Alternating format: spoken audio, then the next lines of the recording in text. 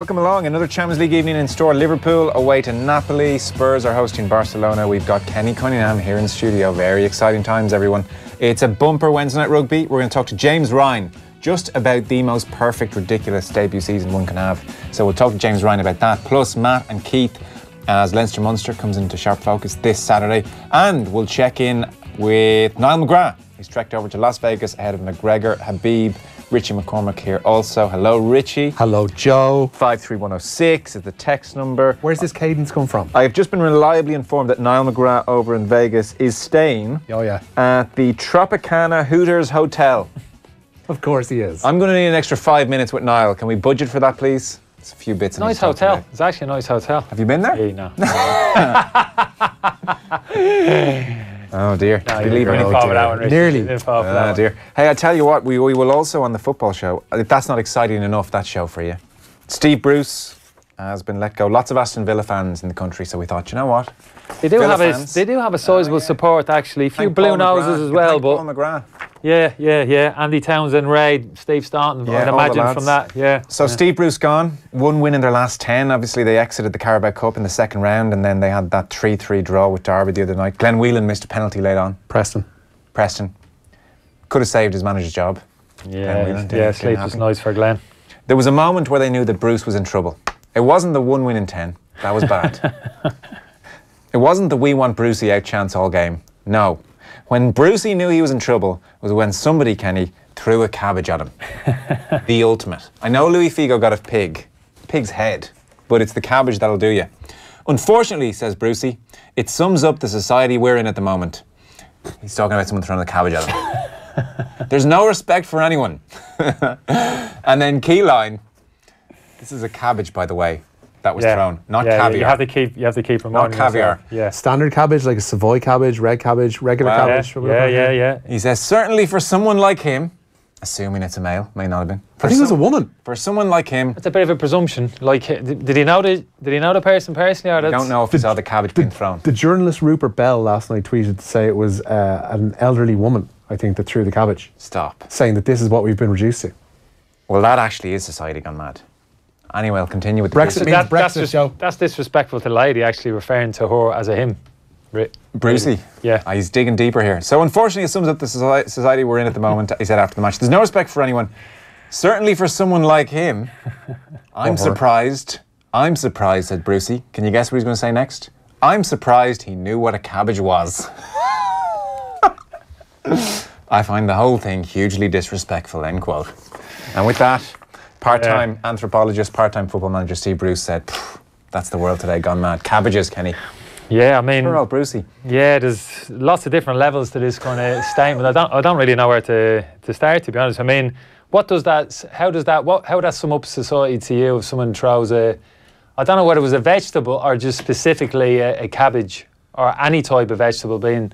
If that had been any type of vegetable, would it have been the same? Would it carry the same weight? Well, you see, it's a sizable vegetable while not necessarily being a hefty one. So it can, hit you. Yeah. But it's not going to cause you damage. Like if you throw a spud at someone, is that the biggest? I mean, maybe a parsnip clips you on the side. Would you accept a parsnip? But something about a cabbage flying through the air. Clearly, that's the lowest of the low. I mean. I didn't How do we grade vegetables as they come onto the pitch? I didn't know there was a grade. I didn't realise. But in terms of an insult. But yeah, as a litmus test. Like if you throw a head of garlic at somebody. Yeah. That's just a bit of garlic for me would be, hey, come on, we can do better than this. Come on, we're a better team than this, lads. Come on, but it's not real. Hasn't got a huge amount of venom behind it. Yeah. Whereas I'm not too sure a cabbage. I feel if your cabbage is lowest of the low, Cabbage is lowest of the low. I just think it's a low class of vegetable. Although Brucey surprised he knew what a cabbage was. Why would you not know what a cabbage was? What? Why would you not know what a cabbage was? Well, I mean, I think Brucey's implying this lad is so stupid he wouldn't have known what a cabbage was. A cabbage implies that it's... So he's holding a thing in his hand that he's lobbing at Steve Bruce, and before he throws it, he goes, well, it turns out I've no idea what this is, and in disgust throws it in the direction of Steve Bruce. It was an elderly woman, it now seems. Elderly person, I've just clarified. A cabbage implies it's a kind of a product which is really, you'd only really see in kind of maybe a Michelin star type, only served up, like the common layman. Yeah, it's not caviar. Shouldn't really know what a cabbage... I'm surprised he knew what a cabbage was, and it implies that... No, you're with me? Yeah, I'm with you. We're reading too much into this. It implies it's an upper class kind of vegetable. Cabbage is definitely not an upper class vegetable. I know, yeah. Sure, I'm a savage for bacon and cabbage proves that, Joe. I think Bruce is implying he's so stupid he wouldn't even know what a lowly cabbage was. You were the one who wanted me to read this out, Kenny. Before Kenny came in at 6:30. There's a few there. Sorry. You know, you're fishing on the vegetable in the supermarket. You got all, you kind of pack them together, don't they? Cabbage, got cauliflower, cabbage, kale, green leaves. Yeah. They tend to. It's all much You need to give it a little bit of, you don't just whisk your cabbage off there. You need to give it a little bit of thought. You clearly not. No, you came in at half I mean, six. clearly not. You came in at half 6 and we're itching to lead off the show with this. That's the fact. Let's tell the truth. No, to be honest, look, I'm laughing because I do find the whole thing very, the quote, particularly amusing. In terms of the obviously a manager's lost his job, it's not a cause for celebration. To be honest with you, he's had 2 years in the job. He's had the biggest wage bill in the division for the majority of that time. He spent a significant amount of money, and in the game at the moment, I think 2 years at a football club, I think that's as much as you're going to get. We can't see what's the length of managers in the championship. I think it's been 0.8 14 months, less than a year. Yeah, less than a year now. So if you were given 2 years, when he went into the football club, the Diarmaid had left. It was a very talented squad which inherited. This wasn't going into a squad which needed major surgery. A huge amount of money had already been spent. I actually think the first season he went in, when he went in there, he only went in 6 weeks into the season. I looked at the squad and thought, that's a squad that can still actually not just get into the playoffs, but could still actually win promotion automatically. That's how I felt, how good the squad was. Now, they finished 13th that first season, so there probably would have been a couple of rumours, even at the end of the fourth season, should we jump or should we stick with him? So he's got another year, he got him into the playoffs. I thought they were beaten badly by Fulham in the final. I've got to be honest with you, I watched the game. They never had a go in that game. They had a go. They really struggled for me. They really struggled. I wouldn't say it was a lack of application. It's just in terms of whatever.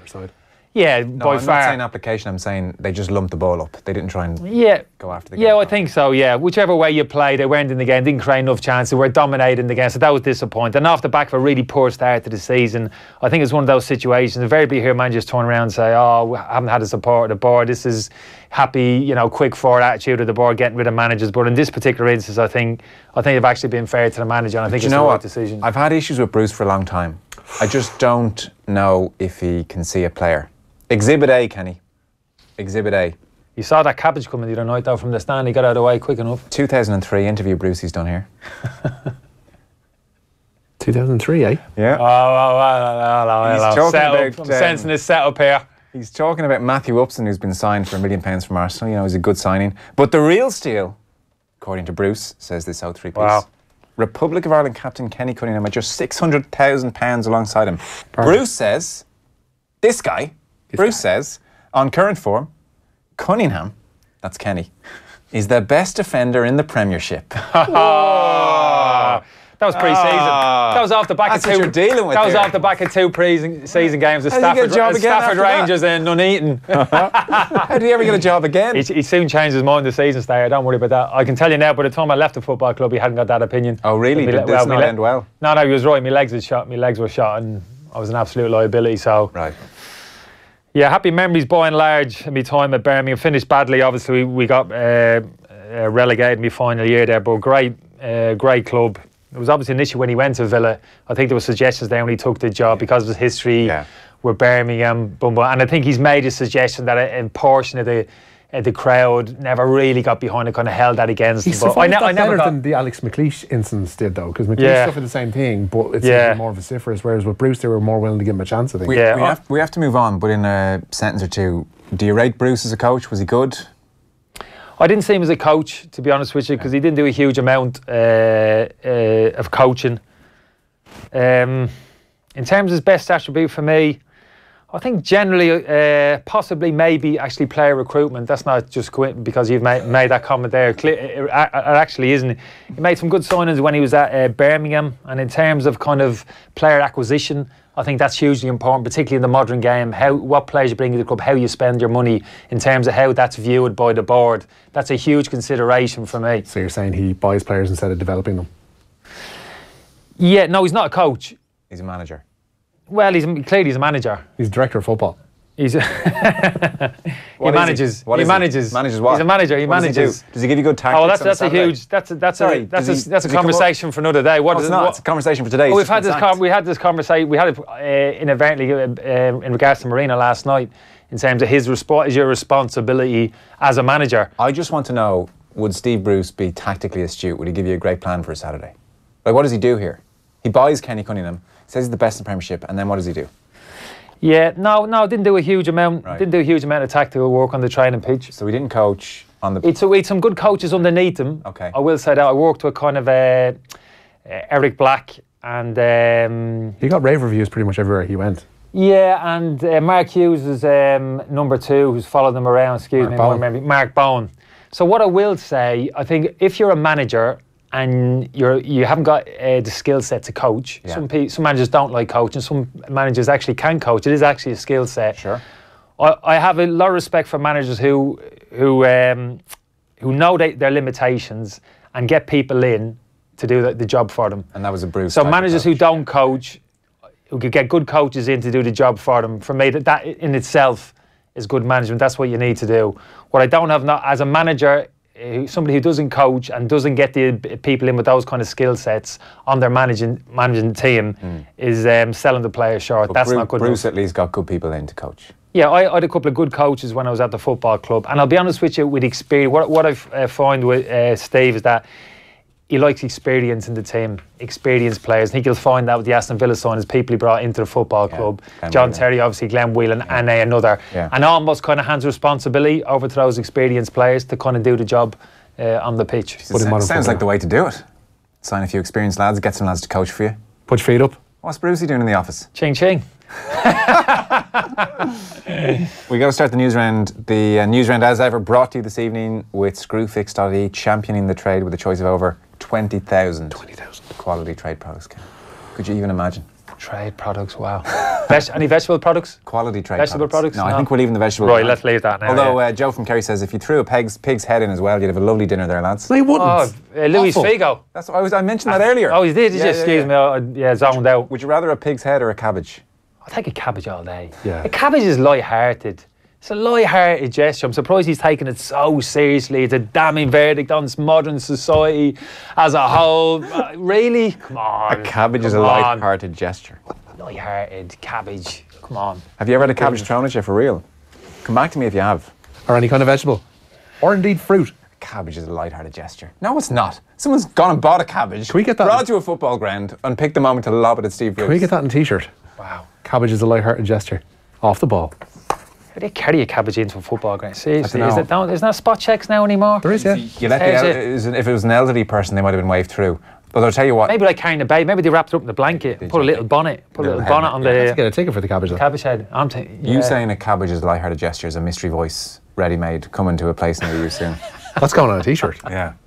So let's kick things off then. Champions League evening again. It's a brilliant one this evening. So it is. Liverpool and Spurs games particularly. Yeah, and they're looking to build on contrasting starts of Liverpool and Spurs to their respective Champions League campaigns. In Group C, Liverpool are away to Napoli tonight. The teams are in. Alisson starts in goal for Liverpool. That now familiar back four of Trent Alexander-Arnold, Joe Gomez, Virgil van Dijk and Andy Robertson.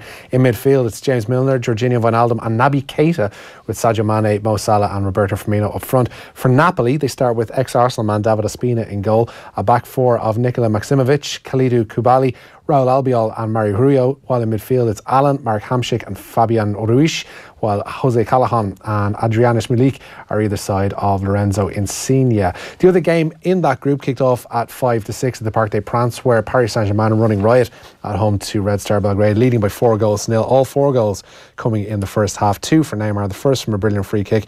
Edinson Cavani got the third and Angel Di Maria added a fourth just prior to the half-time whistle. I'm not sure which it is because I don't know which Neymar goal it was when I saw the stat on Twitter, but either way, tonight he has scored either his 29th or 30th Champions League goal in 49 games, which is quite the record, isn't it? It's not bad.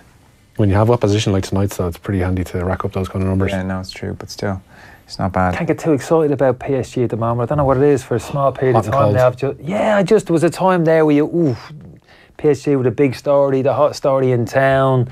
You know, Neymar coming into the football club and it was taken off, was still on the up. Where all of a sudden it seems to have kind of plateaued. I'd suggest even just dropped off a little bit. Certainly peaked in terms of the kind of general interest around the football club and this kind of assumption. The way they went out of Europe last week, or last year, sorry. The way they went out of Europe last week took the wind out of a lot of people's heads. Yeah. Have you been watching much of them this season? No, I haven't been, to be honest with you. I mean, I generally watch a lot of European football. I've said this before about the TV rights now in Spain and Italy have really thrown a spanner in the works. You know what I mean? They've literally thrown a huge cabbage in me direction, like, you know what I mean, in selling off the TV rights. It's a light-hearted gesture. It's no big deal. But I can't. Yeah, but I need to. No, it's not. It's not big aggravation. Somebody, was it you or somebody else, explained to me the procedure in trying to get this new.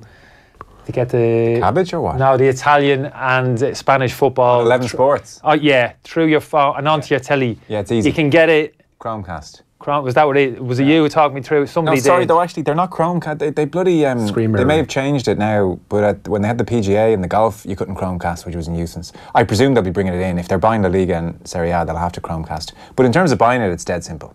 And the picture on your laptop is fine.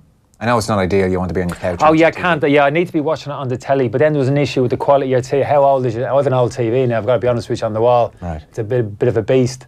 So in terms of being able to receive, the signal. Yeah, no, it's a fair point. Yeah, I need to resolve the issue. I need to resolve it because you're missing your La Liga, you're missing your Serie A. Yeah, even this, like the Napoli team. I mean, I'm a huge fan of it. It's pretty much the same team which set up on their Saturday for the last couple of years. It's a brilliant football team. For the neutrals who don't care, should they be watching Spurs, Barcelona this evening or Napoli? But if I had a choice, I'd be watching Napoli and Liverpool. I really would. You do have a choice, Kenny. We're opening it up to you. Yeah, really? Absolutely. Yeah. It could well be. Oh, there's a certain bit of glamour about Spurs, Barcelona at Wembley, though. Whew. But you think the better football game is Napoli-Liverpool? I'm not sure about the better football, but I'll be more interested. Certainly more interested in the Napoli-Liverpool game. Yeah. So, have you given the Liverpool team news, Rich? You have, yeah. I have. Yeah. So, Wijnaldum, Milner, and Keita is the three they've gone with. We're going to see that all season, that rotation, that Liverpool midfield three, because the qualities which they have. Henderson, Fabinho. I can't see this fella getting into the team. He said it's going to take him 6 months to integrate himself. Yeah, but I think he's looking after him there. Who needs, in terms of really... But they kind of did the same thing with Robertson last year. Yeah, but what he said was, for me, Fabinho, he's looking at the team, how well they're playing, Milner, Keita, the way he's hit the ground. Look at Keita. Yeah. He hasn't needed 6 months, is he, to adjust? So he's looking at... I think he's looking after him. A bit worried? Yeah, because rather than saying, look, this lad isn't at the level at the moment, he's not good enough to earn. Yeah. He said, well, you need to acclimatise. So I actually think it's good management. He's looking after the player. But the quality now, which was always a small weakness in this Liverpool team, Rich, that central midfield area for me. We had this debate a couple of times with Kev. Emre Can in there for me wasn't good enough, wasn't at the level they needed. Yeah. Needed to get him out, get better quality in there. That's exactly what they've done. And that's why we're seeing this kind of rotation in there. And it's great because people are fresh coming in. They have a point to prove. They want to stay in the team. They're pushing each other. Milner's a great example of that. So that's been the big increase in terms of quality from Liverpool. That central midfield area is great. Rich, where are you going? In Group B, Tottenham need to recover from their loss away to Inter, but have Barcelona visiting Wembley, as you mentioned. Hugo Lloris comes back into the Tottenham side. He starts in goal. They've then got a back four of Kieran Trippier, Toby Alderweireld, Davinson Sanchez and Ben Davies. Victor Wanyama and Harry Winks anchor the midfield. In front of them, the trio of Lucas Moura, Eric Lamela and Heung-min Son, with Harry Kane leading the line. For Barca, Marc-Andre ter Stegen starts in goal. Nelson Semedo, Gerard Piqué, Clement Longley and Jordi Alba are in their back four. A midfield three of Ivan Rakitic, Sergio Busquets and Arthur, with Lionel Messi and Philippe Coutinho alongside Luis Suarez. There is an 8 p.m. start at Wembley, as there is an Eindhoven in that group, with PSV up against Inter. We'll be all over those games. Barcelona just 1 clean sheet in 6, no wins in 3. The last time they went without 3 wins in 3 games was December 2016. Rested Messi and Busquets against Athletic Bilbao on Saturday at 1-0 down, had to bring them on and chase the game, so that's still their issue. And Luis Suarez is not looking like himself and hasn't been for some time now. So if you go back to his all-time high with Barcelona, he was scoring a goal every 81 minutes. That was in 2015-16. He has steadily gone out, 116 minutes in 16-17, 143. He's now up to 249 minutes per goal this season. So I wonder, Suarez, he doesn't look physically. It's going to happen at some point. There's going to be a drop off. The level he was playing at, Joe, is a high level for a long period of time. It's just a natural drop off. It's a bit of a cliff though at the moment. Yeah, no, it would be a slight concern. Qatar came into the football club potentially as a to come in and play games. Well, he's been loaned there. He's at Borussia Dortmund. Saw him play the other night, and he has a huge amount of options there. Yeah. I mean, he's tweaked with the formation as well this year. From what I can see, they were predominantly 4-4-2 last year with Suarez and Messi playing as a pair high up the pitch. I think that was more or less to look after Messi a little bit in terms of look after his legs, two kind of banks of four, but no real natural width. I saw a lot of Iniesta playing narrowed up on the right hand side, but he's gone back to he's leaned towards more of a 4-3-3 this season. Oh, and that's 5. That's 5 paces. Has it been reeled off? I didn't know, hasn't it? It's been given. A fantastic through ball by Neymar. He kind of wriggled on the edge of the box, scooped one through into the centre. It ended up at the feet of Kylian Mbappe, and PSG are 5-0 up at home to Red Star. They sure are. Okay, so we'll preview Napoli, Liverpool and Spurs Barcelona in a few moments' time before kick-off at 8. Also before 8, we'll check in with Niall McGrath, who's over in Las Vegas ahead of the McGregor fight.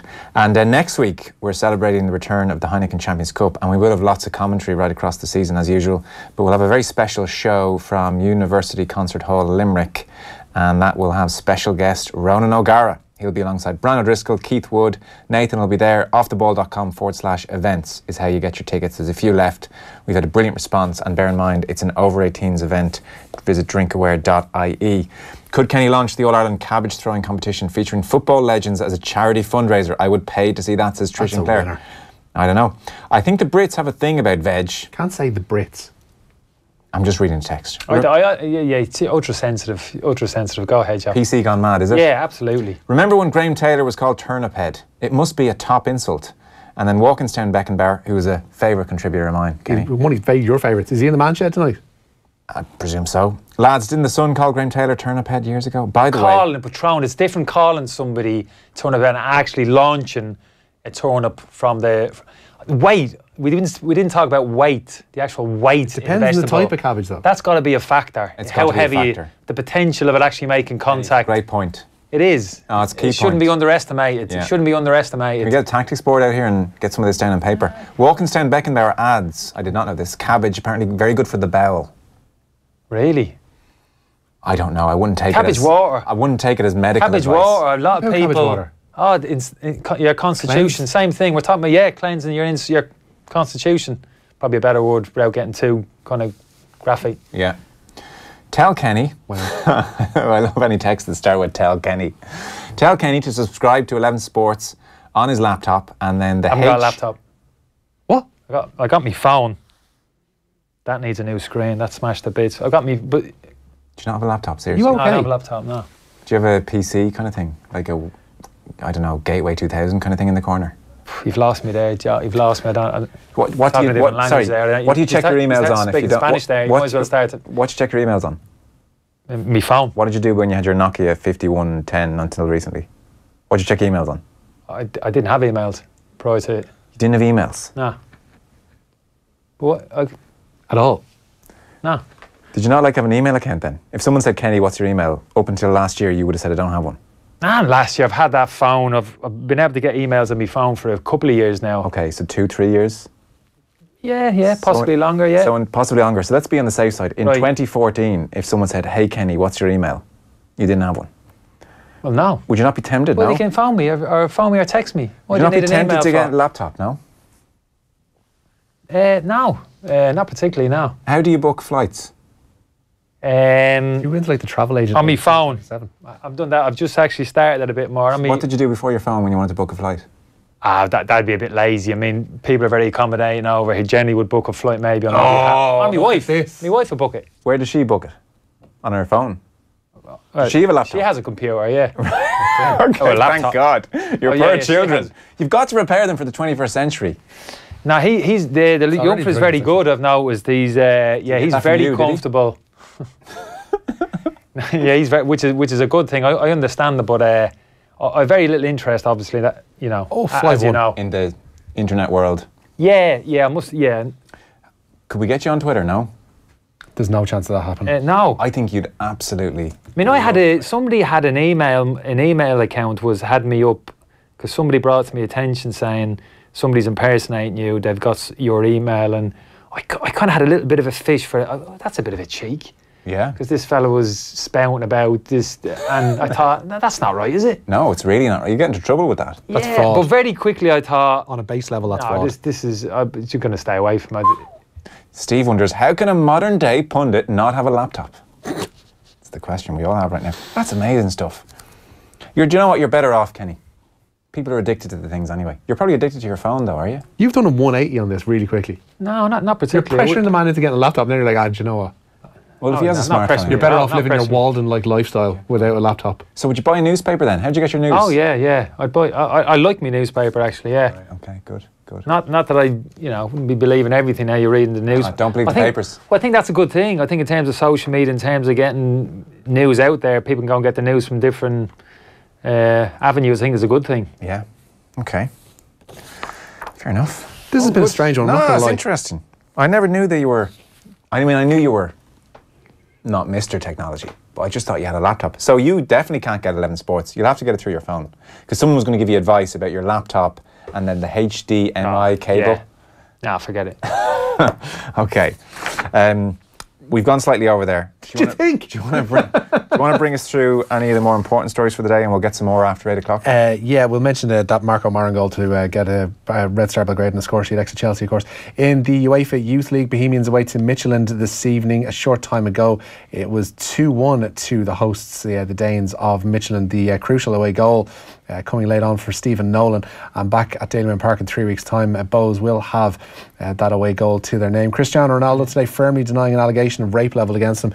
The Juventus forward tweeted to say his conscience is clear and he'll await the results of any investigation without further comment. He's alleged to have raped a woman at a Las Vegas hotel in 2009. Documents published in Der Spiegel at the weekend show the Juventus forward signed a confidentiality agreement between himself and the woman that he's alleged to have assaulted. The criminal case surrounding the alleged incident has been reopened and the woman is also suing Ronaldo. As you mentioned, Steve Bruce sacked as Aston Villa manager today following that 3-3 draw at home to Championship bottom side Preston last night.